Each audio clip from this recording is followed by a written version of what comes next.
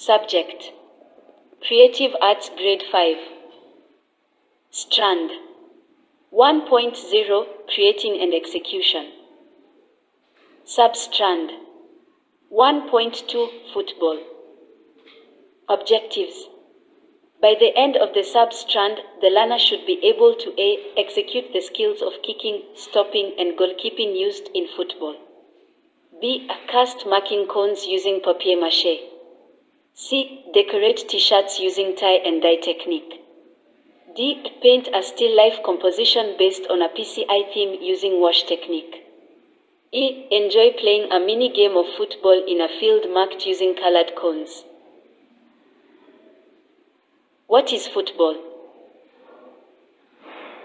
Football refers to a team sport played between two teams, each typically consisting of 11 players, although elsewhere there are variations in numbers of players. The game is played on a rectangular field with goalposts at either end. The primary objective is to score goals by getting a round ball into the opposing team's goal. There are various forms of football, but two of the most popular are association football, or soccer, and American football. Association football, soccer. This is the most widely played and watched football variant globally. It is played on a rectangular field with goals at each end. The players use their feet, and occasionally their heads, to kick the ball, trying to score goals. American football. This version of football is primarily played in the United States and Canada. It features two teams attempting to advance an oval-shaped ball across the opponent's goal line, either by running with it or passing it. It involves physical contact and strategic plays, with distinct positions for offense, defense, and special teams. Football is a highly popular and culturally significant sport, attracting millions of players and fans worldwide. The rules and style of play can vary depending on the specific variant of football being played. Basics of kicking, stopping, and goalkeeping in football. Let's break down the basics of kicking, stopping, controlling the ball, and goalkeeping in football. Kicking.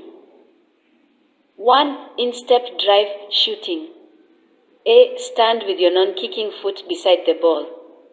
B. Plant your non-kicking foot and follow through with your kicking foot.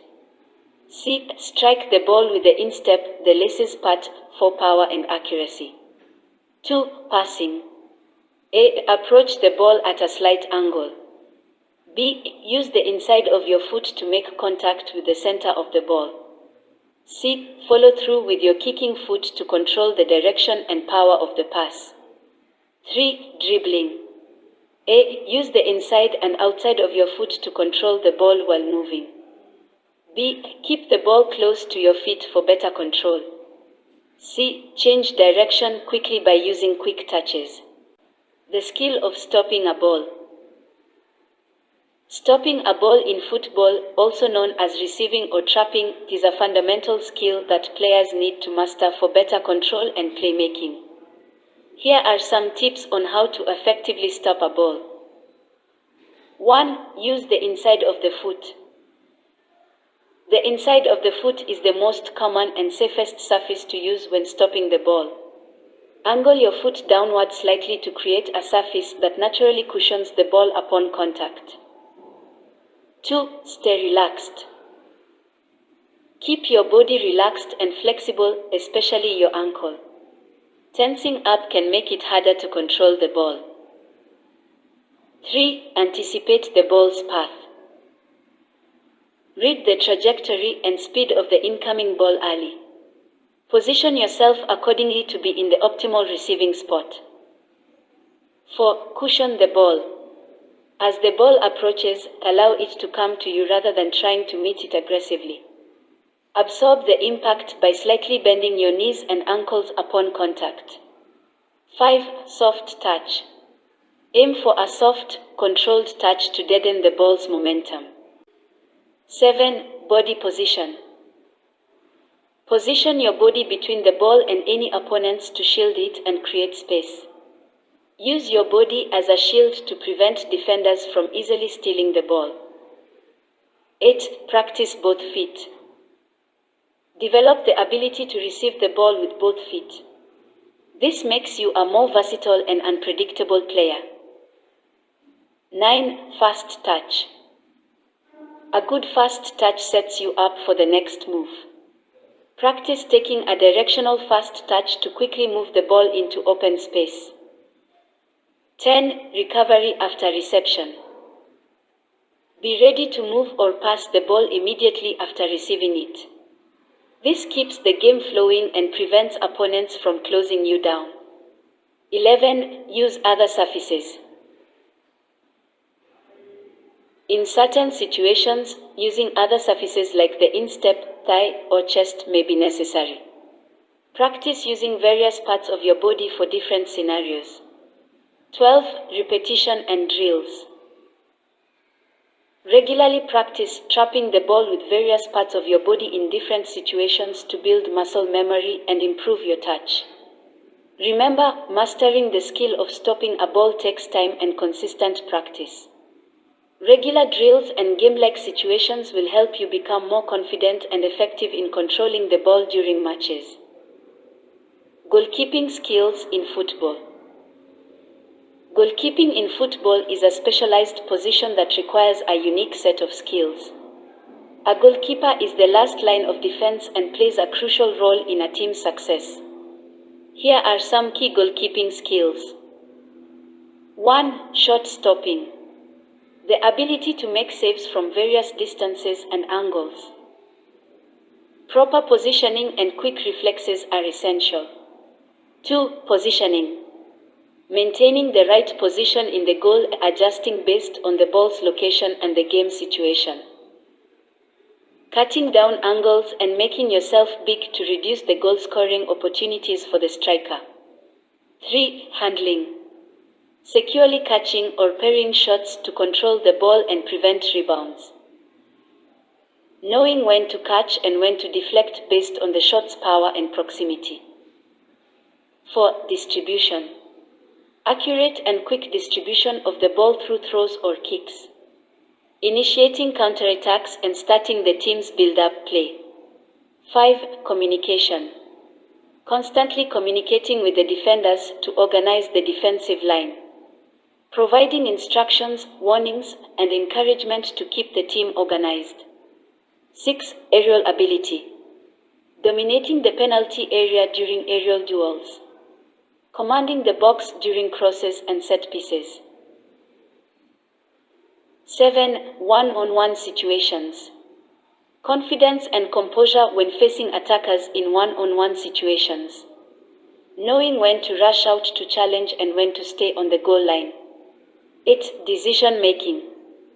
This means making quick and accurate decisions, such as whether to come off the line, when to dive, or when to hold onto the ball. Reading the game to anticipate and react effectively. 9. Footwork. Agile footwork is crucial for moving around the goal quickly. Being able to dive in different directions and cover the goal efficiently. 10. Ball control. This means being comfortable with the ball at your feet to participate in the team's possession play. It's about your ability to play as a sweeper keeper when necessary. 11. Concentration. That is, maintaining focus throughout the game, even during periods with limited action. Being ready to react to unexpected shots or situations.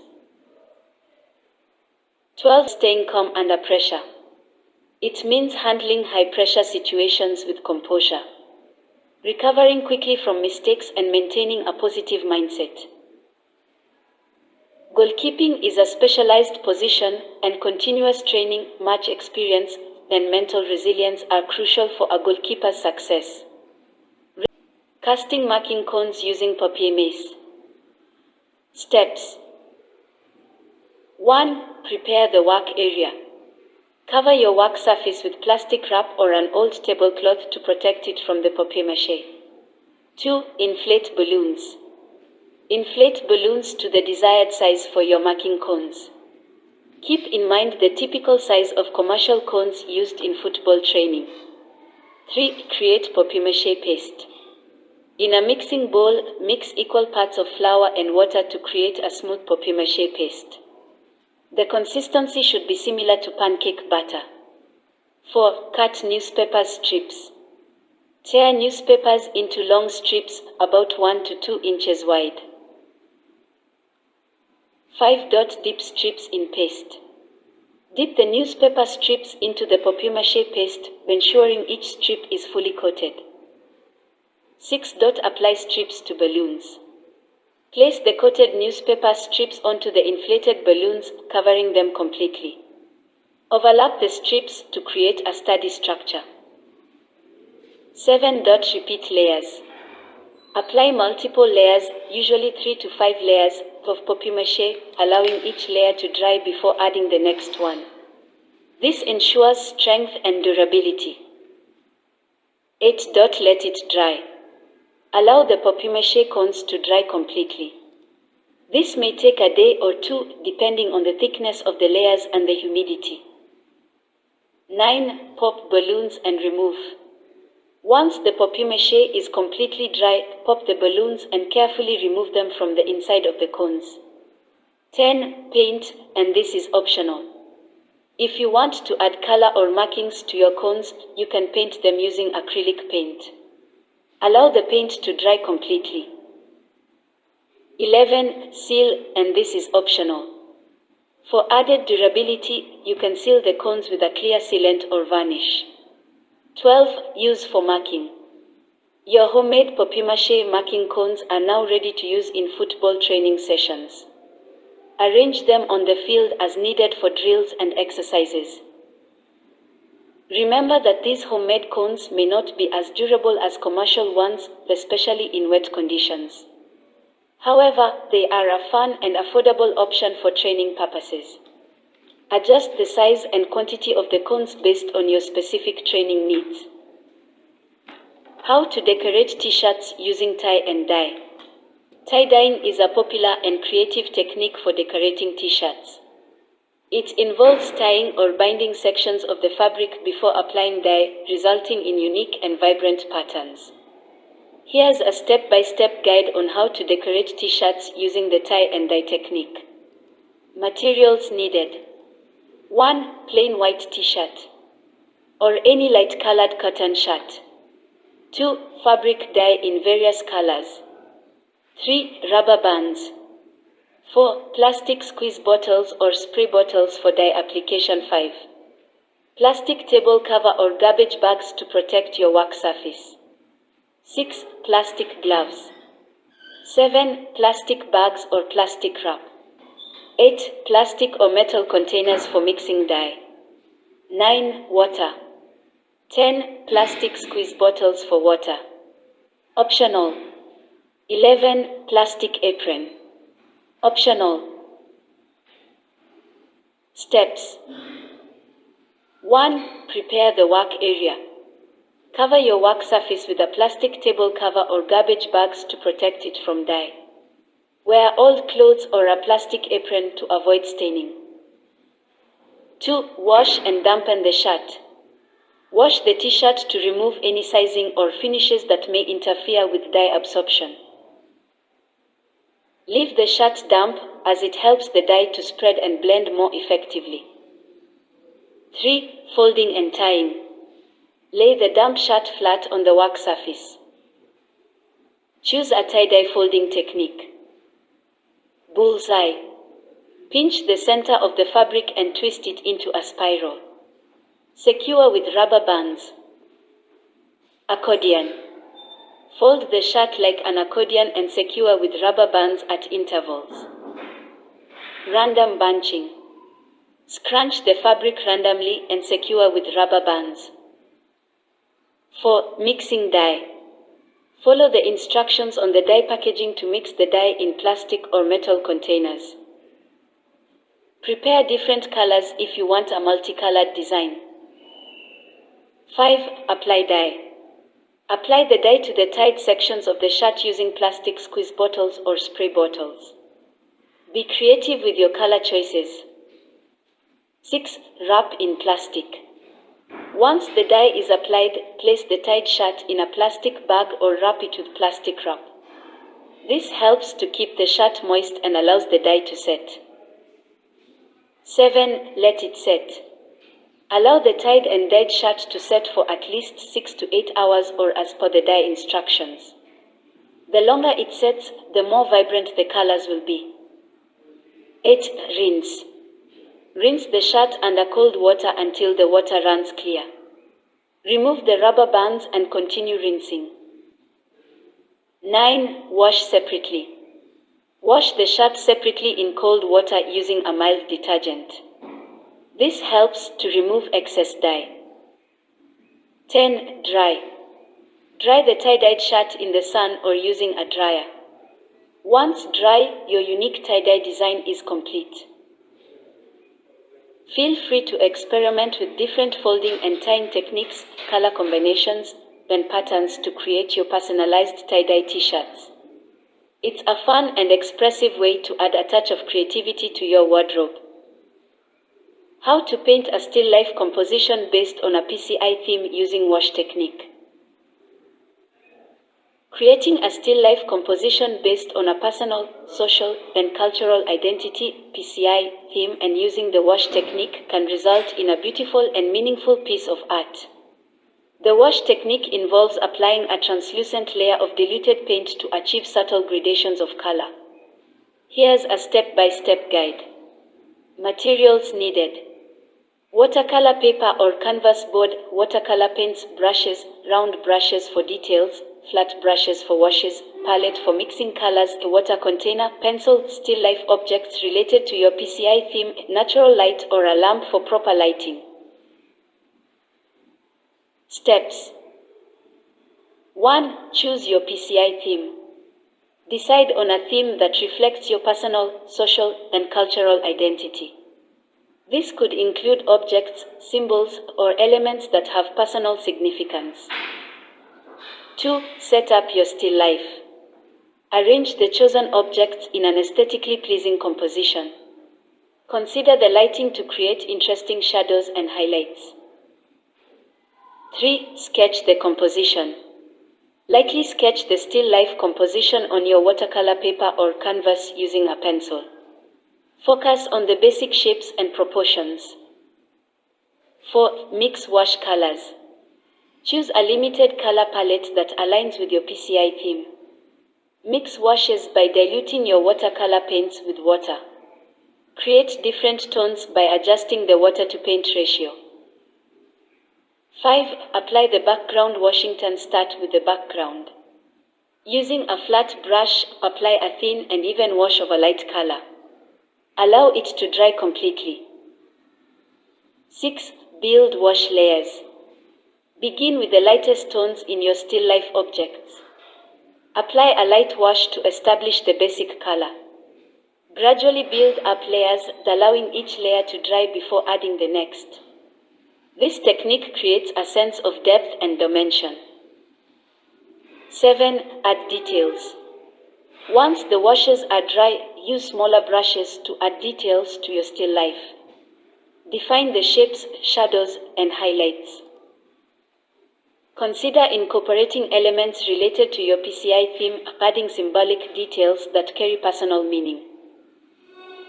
8. Experiment with textures.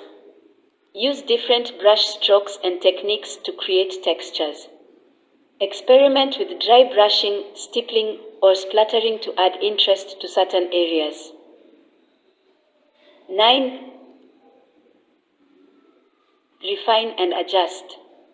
Step back and assess your painting. Make any necessary adjustments to colors, contrasts, or details. 10. Allow to dry.